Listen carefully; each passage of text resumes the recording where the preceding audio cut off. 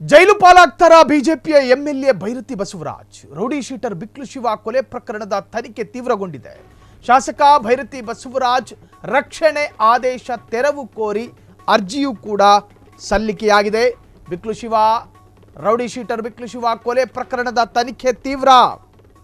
ಯಾವುದೇ ಕ್ಷಣ ಭೈರತಿ ಬಸವರಾಜ್ ಅರೆಸ್ಟ್ ಆಗ್ತಾರ. ಶಾಸಕ ಭೈರತಿ ಬಸವರಾಜ್ ಹೈಕೋರ್ಟ್ಗೆ ಮಧ್ಯಂತರ ಅರ್ಜಿ ಸಲ್ಲಿಸಿದ ತನಿಖಾ ತಂಡ ಅದರ ಪ್ರಾಸಿಕ್ಯೂಷನ್ ವಿಚಾರಣೆಯ ವೇಳೆ ಪ್ರಾಸಿಕ್ಯೂಷನ್ ಪರ ವಕೀಲ ಬಿಎನ್ ಜಗದೀಶ್ ವಾದ.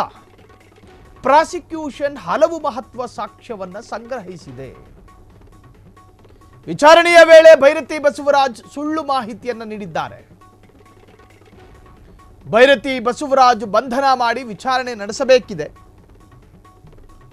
ಆದ್ದರಿಂದ ಬಂಧಿಸದಂತೆ ನೀಡಿರುವ ಆದೇಶವನ್ನು ತೆರವುಗೊಳಿಸಿ ಕೋರ್ಟ್ ಒಂದು ಮಧ್ಯಂತರ ಆದೇಶ ಕೊಟ್ಟಿತ್ತು. ಸ್ಟೇ ಹೈಕೋರ್ಟ್ಗೆ ಮನವಿ ಮಾಡಿದ ವಕೀಲ ಜಗದೀಶ್ ಹೈಕೋರ್ಟ್ಗೆ ಮನವಿಯನ್ನು ಮಾಡಿದ್ದಾರೆ.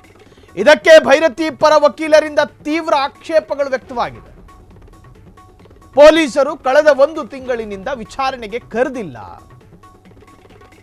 ಈ ಹಿಂದೆ ಪೊಲೀಸರು ವಿಚಾರಣೆ ಕರೆದಾಗ ಸಹಕರಿಸಿದ್ದಾರೆ ಭೈರತಿ ಬಸವರಾಜ್, ಅರ್ಥಾತ್ ನನ್ನ ಕಕ್ಷಿದಾರ. ಈಗ ಏಕಾಏಕಿ ಬಂಧನದ ಅಗತ್ಯವಿದೆ ಎಂದು ಹೇಳುತ್ತಿದ್ದಾರೆ. ಇದಕ್ಕೆ ಕಾರಣ ಏನು? ಈ ಅರ್ಜಿಗೆ ಆಕ್ಷೇಪ ಸಲ್ಲಿಸಲು ಸಮಯಾವಕಾಶವನ್ನು ನೀಡಬೇಕು ಅಂತೇಳಿ ಭೈರತಿ ಬಸವರಾಜ್ ಪರ ವಕೀಲರು ವಾದ ಮಾಡಿದ್ದಾರೆ. ನ್ಯಾಯಾಲಯಕ್ಕೆ ಮನವಿಯನ್ನ ಮಾಡಿರುವ ಭೈರತಿ ಪರ ವಕೀಲ ರಾಜಕೀಯ ದೃಷ್ಟಿಯಿಂದ ಕಿರುಕುಳ ನೀಡಬಾರದು ಎಂದ ಕೋರ್ಟ್. ಪೊಲಿಟಿಕಲ್ ರೀಸನ್ ನೀವು ಹರಾಸ್ ಮಾಡಬಾರದು, ಎಷ್ಟು ದಿನ ಕಸ್ಟಡಿಗೆ ಬೇಕು ಎಂಬುದನ್ನು ಕೋರ್ಟ್ಗೆ ತಿಳಿಸಲು ಸೂಚನೆಯನ್ನು ಕೊಡಲಾಗಿದೆ. ಆಕ್ಷೇಪ ಸಲ್ಲಿಸುವಂತೆ ಭೈರತಿ ಪರ ವಕೀಲರಿಗೆ ಹೈಕೋರ್ಟ್ ಇನ್ಸ್ಟ್ರಕ್ಷನ್ ಕೊಟ್ಟಿದೆ. ಅಕ್ಟೋಬರ್ 8ನೇ ತಾರೀಕಿಗೆ ವಿಚಾರಣೆಯನ್ನ ಮುಂದೂಡಿದ ಘನ ನ್ಯಾಯಾಲಯ. Rowdy sheeter Shivaprakash alias Biklu Shiva ಆತನ ಕೊಲೆ ಪ್ರಕರಣ. ಆ ಪ್ರಕರಣದಲ್ಲಿ ಶಾಸಕ ಭೈರತಿ ಬಸವರಾಜ್ ಅವರನ್ನ ಬಂಧನ ಮಾಡಬಾರದು ಅಂಥೇಳಿ ರಕ್ಷಣೆ ನೀಡಿರುವ ಆದೇಶವನ್ನು ತೆರವುಗೊಳಿಸಬೇಕು.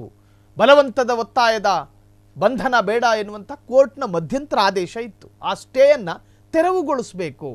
ಅದನ್ನು ತೆರವುಗೊಳಿಸಬೇಕು ಅಂಥೇಳಿ ಹೈಕೋರ್ಟ್ಗೆ ಮಧ್ಯಂತರ ಅರ್ಜಿಯನ್ನು ಸಲ್ಲಿಸಲಾಗಿದೆ ರಾಜ್ಯ ಪ್ರಾಸಿಕ್ಯೂಷನ್. ಇನ್ನು ಈ ಕುರಿತು ಅರ್ಜಿಯನ್ನು ನ್ಯಾಯಮೂರ್ತಿ ಎಂಐ ಅರುಣ್ ಅವರಿದ್ದಂಥ ಏಕಸದಸ್ಯ ನ್ಯಾಯಪೀಠ ವಿಚಾರಣೆ ನಡೆಸಿತು. ಅದಾದ ನಂತರ ವಿಚಾರಣೆಯ ವೇಳೆ ರಾಜ್ಯ ಪ್ರಾಸಿಕ್ಯೂಷನ್ನ ಹೆಚ್ಚುವರಿ ಪ್ರಾಸಿಕ್ಯೂಟರ್ ಆಗಿದ್ದ ಬಿಎನ್ ಜಗದೀಶ್ ಅವರು ಈ ಪ್ರಕರಣದಲ್ಲಿ ಪ್ರಾಸಿಕ್ಯೂಷನ್ ಹಲವು ಮಹತ್ವದ ಸಾಕ್ಷ್ಯಗಳನ್ನು ಸಂಗ್ರಹಿಸಿಕೊಂಡಿಟ್ಟಿದೆ. ಹಿಂದಿನ ವಿಚಾರಣೆಗಳಲ್ಲಿ ಭೈರತಿ ಬಸವರಾಜ್ರವರು ಸುಳ್ಳು ಮಾಹಿತಿಯನ್ನು ಕೊಟ್ಟಿದ್ದಾರೆ. ಇದು ಪ್ರಾಸಿಕ್ಯೂಷನ್ ಹೇಳೋದು ನ್ಯಾಯಾಲಯಕ್ಕೆ. ಈ ಪ್ರಕರಣದಲ್ಲಿ ಹಲವು ಸಾಕ್ಷ್ಯಗಳು ಅವರಲ್ಲಿದೆ, ಸಂಗ್ರಹ ಆಗಿದೆ. ಹಾಗಾಗಿ ಈ ಹಿಂದೆ ವಿಚಾರಣೆ ನಡೆಸಿದ್ವಲ್ಲ, ಆ ಸಂದರ್ಭದಲ್ಲಿ ಅವರು ಸುಳ್ಳು ಹೇಳಿದ್ದಾರೆ, ನಮ್ಮ ಜೊತೆ ತಪ್ಪು ಮಾಹಿತಿಯನ್ನು ಕೊಟ್ಟಿದ್ದಾರೆ. ಸೊ ಹಾಗಾಗಿ ಭೈರತಿ ಬಸವರಾಜ್ ಅವರನ್ನು ಬಂಧಿಸಿ ವಿಚಾರಣೆಗೆ ಒಳಪಡಿಸಬೇಕಿದೆ. ಆದ್ದರಿಂದ ಅವರನ್ನು ಬಂಧಿಸದಂತೆ ಈ ಹಿಂದೆ ಹೊರಡಿಸಿರುವ ನಿರ್ಬಂಧ ಆದೇಶವನ್ನು ತೆರವುಗೊಳಿಸಬೇಕು ಅಂತೇಳಿ ಪ್ರಾಸಿಕ್ಯೂಷನ್ ಮನವಿಯನ್ನು ಮಾಡಿಕೊಂಡಿದ್ದಾರೆ. ಈ ಸಂದರ್ಭದಲ್ಲಿ ಏನಾಗುತ್ತೆ, ಭೈರತಿ ಬಸವರಾಜ್ ಪರ ವಕೀಲರು ಅದಕ್ಕೆ ಆಕ್ಷೇಪವನ್ನು ಸಲ್ಲಿಸ್ತಾರೆ. ಕಾನೂನಲ್ಲಿ ಅದಕ್ಕೆ ಅವಕಾಶ ಇದೆ. ನನ್ನ ಕಕ್ಷಿದಾರರನ್ನ ಈ ಹಿಂದೆ ಪೊಲೀಸರು ಯಾವುದೇ ತರಹದ ಎನ್ಕ್ವೈರಿಯ ಹೆಸರಲ್ಲಿ ಅವರನ್ನು ವಿಚಾರಣೆಗೆ ಒಳಪಡಿಸಿಲ್ಲ.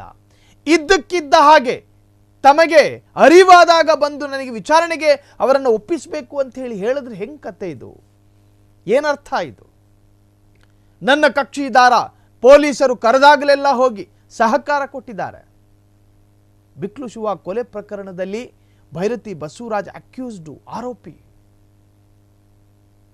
ಹತ್ತಿರದ ಆರೋಪಿ, ಇನ್ನು ಆರೋಪಿ ಅಲ್ಲ. ಹಿಂಗಿದ್ದಾಗ ಇದೊಂದು ಸೂಕ್ಷ್ಮ ಪ್ರಕರಣ ಅಂತ ಕರೆಸಿಕೊಳ್ಳುತ್ತೆ. ಇನ್ನು ಜನಪ್ರತಿನಿಧಿಗಳು ಅನ್ನುವ ಕಾರಣಕ್ಕೆ ಕಾನೂನಿನಲ್ಲಿ ರಿಯಾಯಿತಿನೇ ಇಲ್ಲ ಅಂತ ಹೇಳೋದಕ್ಕಾಗಲ್ಲ. ಬಂಧನದ ಭೀತಿಯಿಂದ ತಪ್ಪಿಸಿಕೊಳ್ಳೋದಕ್ಕೆ ಸಾಧ್ಯತೆಗಳಿದ್ದಾವೆ ಕಾನೂನಿನಲ್ಲಿ. ಕಾರಣ ಇದು ರಾಜಕೀಯ ಪ್ರೇರಿತವಾದಂತಹ ಅರೆಸ್ಟ್ ಆಗೋ ಸಾಧ್ಯತೆಗಳಿದ್ದಾವೆ ಅನ್ನೋ ಕಾರಣಕ್ಕೆ ನ್ಯಾಯಾಲಯ ಕೆಲವೊಮ್ಮೆ ಜನಪ್ರತಿನಿಧಿಗಳಿಗೆ ವಿಶೇಷವಾದಂತಹ ಒಂದು ಕನ್ಸರ್ನ ಆಧಾರದಲ್ಲಿ ರಾಜಕೀಯ ಪ್ರೇರಿತ ಆಗಬಾರ್ದಲ್ಲ.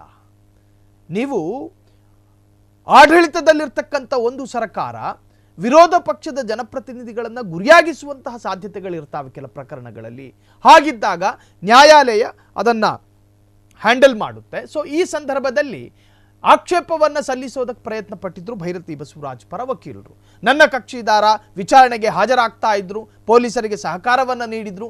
ಇದ್ದಕ್ಕಿದ್ದ ಹಾಗೆ 1 ತಿಂಗಳ ನಂತರ ಬಂದು ಅವರು ಸುಳ್ಳು ಹೇಳಿದ್ದಾರೆ ಅಂತ ಹೇಳಿದ್ರೆ ಹೆಂಗೆ ಅಂತ ಹೇಳಿ ಆಕ್ಷೇಪವನ್ನ ಸಲ್ಲಿಸಿದ್ದಾರೆ ಈ ಪ್ರಕರಣದಲ್ಲಿ. ಕ್ಷಣ ಕ್ಷಣದ ಸುದ್ದಿಗಳಿಗಾಗಿ ಫ್ರೀಡಂ ಟಿವಿ ಸಬ್ಸ್ಕ್ರೈಬ್ ಮಾಡಿ, ಲೈಕ್ ಮಾಡಿ ಹಾಗೂ ಫಾಲೋ ಮಾಡಿ. ಹೊಸ ಸುದ್ದಿಗಳ ನೋಟಿಫಿಕೇಶನ್ಗಾಗಿ ಬೆಲ್ ಐಕಾನ್ ಮೇಲೆ ಕ್ಲಿಕ್ ಮಾಡಿ.